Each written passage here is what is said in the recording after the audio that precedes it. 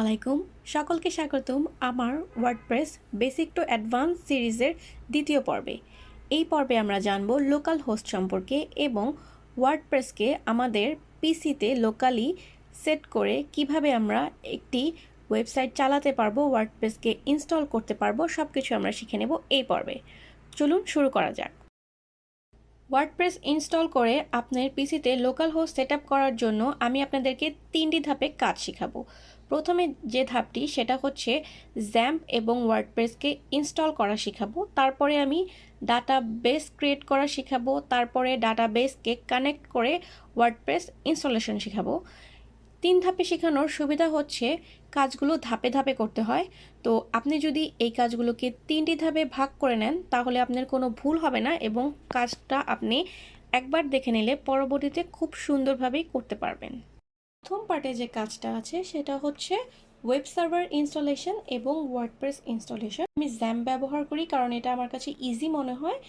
আপনারা MAMP, Apache, any kind of website আপনারা যেটা পছন্দ করেন সেটা ইনস্টল করতে পারেন। সর্বপ্রথম আপনি আপনার সার্চ ইঞ্জিনে যেয়ে XAMPP download for free search দিলে আপনি দেখেন www.apache.friends.org এই ওয়েবসাইট থেকে আপনি জ্যাম্প ইনস্টল করতে পারেন। এখানে আপনি চাপ দিলে আপনার ওয়েবসাইটের জন্য জ্যাম্পটি অটো ইনস্টল হওয়া শুরু করবে।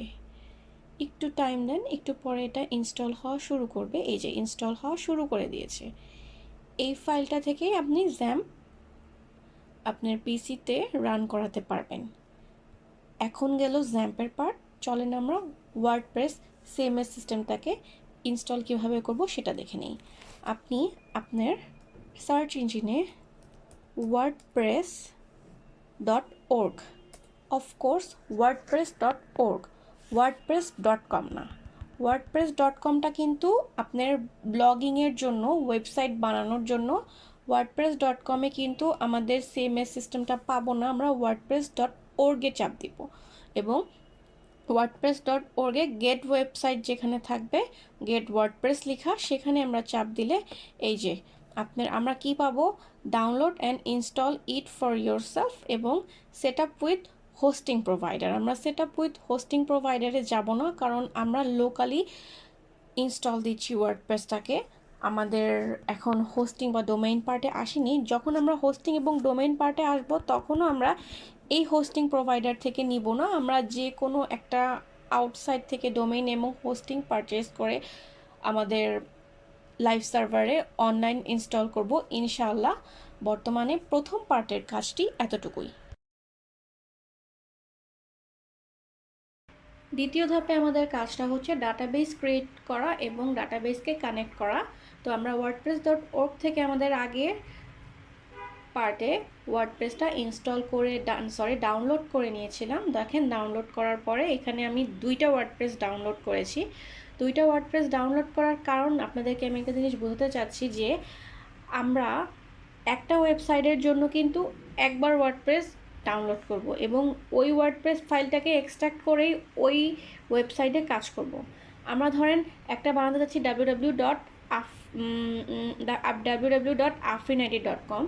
এই দেখাই আমি আপনাকে www.afrinighty.com এরকম একটা ওয়েবসাইট আমি বানাতে চাই। আমার সি প্যানেল চলে আসতেছে, আমি আবার দেখাইতেছি আপনাকে afrinighty.com।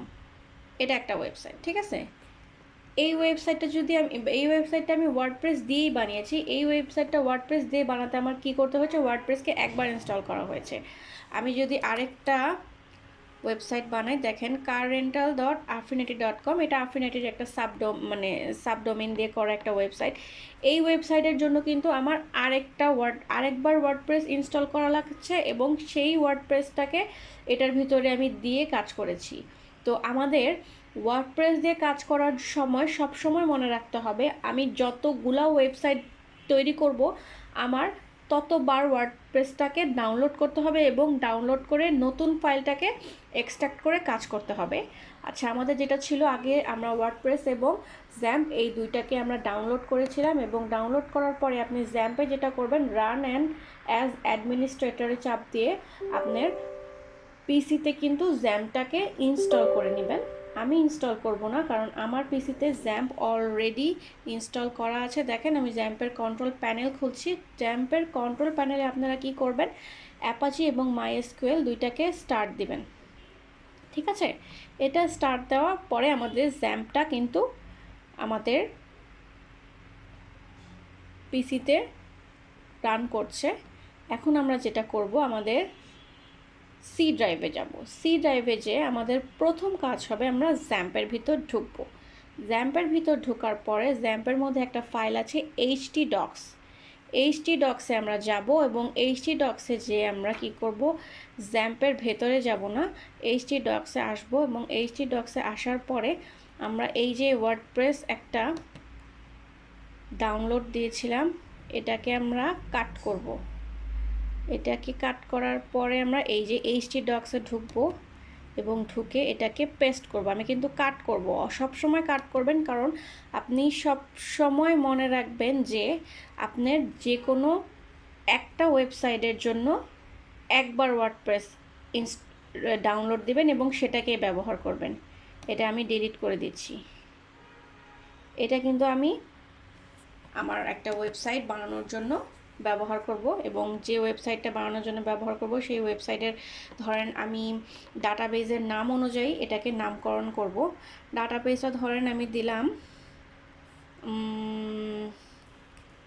Fresh food BD. হ্যাঁ, আমি ফ্রেশ ফুড বিডি নামে একটা ওয়েবসাইট তৈরি করবো এবং ডাটাবেজের নামটাও দিব ফ্রেশ ফুড বিডি। এবং এটার ভিতরে ঢুকলে দেখেন এটার ভিতরে কি আছে, এটার ভিতরে আমার কিন্তু ডাব্লিউপির সবগুলো ফাইল আছে নাকি আমি সেটাও চেক করব। মাঝে মাঝে ওয়ার্ডপ্রেসটা ইনস্টল করলে কি মানে ডাউনলোড করলে কি হয়, আমার ফাইলগুলো ঠিক মতো আছে কি না আসে না, মাঝে এরর থাকে, বাট সবসময় আসে, মাঝে আসে না। দেখেন আমার পিএইচপি লোগো দেখাচ্ছে, এটার ভিতরে সব ঠিকঠাকই আছে যা দেখা যাচ্ছে। তো আমি ফ্রেশ ফুড ডট বিডি নামে একটা ফাইল আমার ওয়ার্ডপ্রেসের ডাউনলোড করা ফাইলটাকে নামকরণ করলাম। এরপরে আমরা কি করব, এরপরে আমরা জ্যাম্পে যাব। জ্যাম্পে যে আমরা যে মাইএসকিউএল আছে সেটাকে ওপেন করব। দেখেন লোকাল হোস্ট পিএইচপি মাই অ্যাডমিন, এখানে কিন্তু আমার ডাটাবেসটা ওপেন হবে। এটা আমি আমার ডিফল্ট সার্ভার দিয়ে রাখছিলাম মোজিলা, এই জন্য মোজিলা ওপেন হচ্ছে। আমি কিন্তু চাইলে আমার এখানেও যদি লিখি লোকাল হোস্ট স্ল্যাশ, এটা দেখেন পিএইচপি মাই অ্যাডমিন, এখানে স্ল্যাশ দিলে এখানেও কিন্তু আসবে। তাহলে লিখবেন লোকাল হোস্ট স্ল্যাশ পিএইচপি মাই অ্যাডমিন, এটাতে চাপ দিলে আপনার জ্যামটা যদি কন্ট্রোল প্যানেলে যদি জ্যামটার মধ্যে যদি আপনার অ্যাপাচি এবং মাইএসকিউএল অন করা থাকে, আপনার লোকাল হোস্ট চলে আসবে। দেখেন দুইটার মধ্যে আমার লোকাল হোস্ট চলে আসছে। আমি এইখানে লোকাল হোস্টটা ইউজ করি। এইখানে লোকাল হোস্টটা এসে আপনি কি করবেন, আপনি ডাটাবেস ক্রিয়েট করবেন। ডাটাবেস কোন নামটায় ক্রিয়েট করবেন, ডাটাবেস ক্রিয়েট করবেন এই যে এই নামটায়, এই জ্যাম্পের ভেতরে। এই যে আমরা, আচ্ছা আমি আপনাদের সুবিধার জন্য আবার যাই, ধরেন সি ড্রাইভে যে জ্যাম্পে যে htdocsে যে আমরা যে ফ্রেশ ফুড বিডি, হ্যাঁ ফ্রেশ ফুড বিডি রিনেমে যাবেন। রিনেমে যে এটাকে কন্ট্রোল সি দিয়ে কপি করবেন, কারণ আপনার যাতে নামটা ভুল না হয়। হ্যাঁ, নামটা সেম থাকতে হবে। এই যে দেখেন আমি পেস্ট দিয়ে দিছি, ক্রিয়েট ডাটাবেস দিয়ে দিছি, ডাটাবেসটা ক্রিয়েট হচ্ছে, কিন্তু ডাটাবেসটা ক্রিয়েট হয়ে গিয়েছে। তো আমাদের সেকেন্ড পার্টের কাজ শেষ, ডাটাবেস ক্রিয়েশন। এরপরে আমরা যেটা দেখব সেটা হচ্ছে এই ওয়ার্ডপ্রেসটাকে কিভাবে ডাটাবেসের সাথে কানেক্ট করা যায়। দেখেন ডাটাবেসটা আমি আপনাদেরকে দেখাই, ডাটাবেসটা ক্রিয়েট হওয়া আছে। এখন আমাদের এই পর্বের কাজ এতটুকুই, পরবর্তীতে আমরা ওয়ার্ডপ্রেসকে কানেক্ট করা শিখব। আমরা যে কাজটা শিখব সেটা হচ্ছে আমাদের ওয়ার্ডপ্রেসটাকে ডাটাবেসের সাথে ইন্টিগ্রেট করা। প্রথম এবং দ্বিতীয় পর্বের পরে আমরা এখন যেটা করব সেটা হচ্ছে আমাদের ডাটাবেসটাকে ওয়ার্ডপ্রেসের সাথে কানেক্ট করব। ডাটাবেসটাকে ওয়ার্ডপ্রেসের সাথে কানেক্ট করতে একটা ইজি প্রসেস হচ্ছে আপনি লোকাল হোস্ট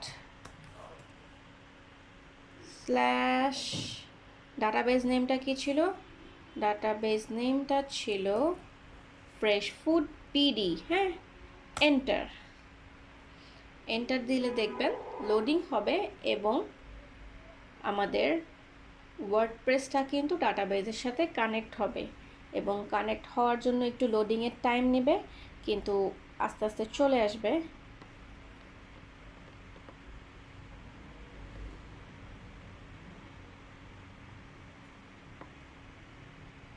এই যে দেখেন চলে আসছে, কিন্তু আমাদেরকে ল্যাঙ্গুয়েজ সিলেক্ট করতে বলতেছে।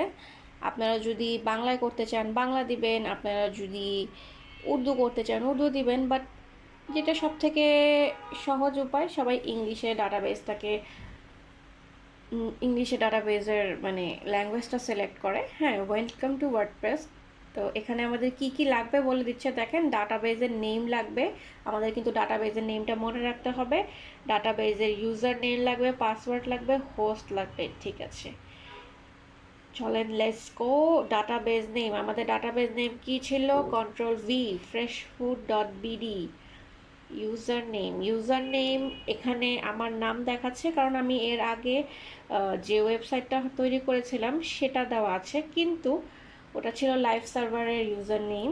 কিন্তু আমরা যেহেতু এটা একটা আপনার লোকাল হোস্টে ওয়ার্ডপ্রেস ইনস্টলেশন করে ওয়েবসাইট তৈরি করছি, তাই আমাদের এখানে ডাটাবেজের নেমের সাথে যে ইউজার নেমটা হবে সেটা হচ্ছে রুট, এবং পাসওয়ার্ডটা যেটা থাকবে সেটা খালি থাকবে, এখানে কোনো পাসওয়ার্ড দেওয়ার দরকার নেই। দেখেন রান দ্য ইনস্টলেশন, এখানে আপনার লোকাল হোস্টের ওয়েবসাইটটা যেটা বানিয়েছি সেখানে কি ওয়ার্ডপ্রেসটা ইনস্টল হবে নাকি তার জন্য পারমিশন চাচ্ছে, আমি পারমিশন দিয়ে দিলাম। Run the installation. এখন দেখেন চলে এসেছে আমাদের সেকেন্ড স্টেপে কি ইনফরমেশন, আপনার সাইটের নেমটা কি দিবেন? সাইটের নেমটা আমি দিব যেটা ছিল ফ্রেশ ফুড বিডি না, তো আমি এটাকে দিব হচ্ছে freshfoodbd.com। এখন ইউজার নেম আপনি আপনার মন মতো দিতে পারেন। এই ইউজার নেমটা হচ্ছে আপনার লোকাল হোস্ট দিয়ে আপনি যখন আপনার ওয়েবসাইটটায় ঢুকতে যাবেন সেটার ইউজার নেম। তো আমি এখানে আমার নিজের মনে রাখার সুবিধার্থে এই পাসওয়ার্ড আর ভেরি উইক দেখাচ্ছে, এটা স্ট্রং পাসওয়ার্ড চাই ওরা সবসময়। ইউজার নেম দিলাম অ্যাডমিন, আর পাসওয়ার্ড লিখে দিয়ে দিলাম। ইমেল অ্যাড্রেস আপনার যে কোনো ইমেল অ্যাড্রেস দিতে পারেন, অবশ্যই অ্যাক্টিভ ইমেল অ্যাড্রেস দিবেন। আমি আমার ইমেল অ্যাড্রেস দিয়ে দিলাম। দেখেন ওয়ার্ডপ্রেস ইনস্টল হচ্ছে। আমাদের তৃতীয় পার্টের কাজটা কিন্তু এখানেই শেষ হয়ে যাবে। ওয়ার্ডপ্রেসটা ইনস্টল হয়ে গেলে আমাদের লোকালি যে ওয়েবসাইটটা সেটা দেখেন সেভ দিয়ে দিব আমি এখানে, কারণ আমাদের যেহেতু আমি আমার নিজের পিসি ব্যবহার করতেছি, আমি বাইরের কোনো পিসি ব্যবহার করতেছি না, সো আমি সেভ দিয়ে রাখবো যাতে আমার পরবর্তীতে ঢুকতে সুবিধা হয়। দেখেন এই যে পাসওয়ার্ডটা, ও লগ ইন হয়ে যাবে। আমি রিমেম্বার মি দিয়ে দিই লগ ইন। আমাদের ওয়ার্ডপ্রেস কিন্তু লোকাল হোস্টে ইনস্টল হয়ে গেছে এবং আমাদের যে ওয়েবসাইট, এই যে দেখেন freshfood.bd.com, আমাদের ওয়েবসাইটটা চলে আসছে এবং সাকসেসফুলি আমরা এই 3টা স্টেপে কিন্তু সুন্দর মতো আমাদের ওয়েবসাইটটা বানিয়ে ফেলেছি লোকালি। দেখেন ব্লগ, এটা হচ্ছে একটা ডিফল্ট একটা ওয়ার্ডপ্রেসের থিম আসতেছে, কিন্তু পরবর্তীতে আমরা ড্যাশবোর্ডে যে কাস্টমাইজেশনের মাধ্যমে বিভিন্ন থিম প্লাগইনের সাহায্যে এটাকে একটা ডাইনামিক ওয়েবসাইট বানাবো এবং প্র্যাকটিস করব। এই ভিডিওটি দেখার পরেও লোকাল হোস্ট সেট আপ করতে কারো সমস্যা হলে আপনাদের সমস্যাটি আপনারা কমেন্ট সেকশনে জানাতে পারেন, অথবা ভিডিওটির ডিসক্রিপশনে আমাদের ফেসবুক পেজ লিংক দেওয়া আছে, আপনারা সেখানে নক করলেও আপনাদের সমস্যাটি সমাধান করে দেওয়ার চেষ্টা করা হবে। সকলকে ধন্যবাদ। ওয়ার্ডপ্রেস নিয়ে আরও বিস্তারিত জানতে চোখ রাখুন আমাদের পরবর্তী পর্বগুলোতে।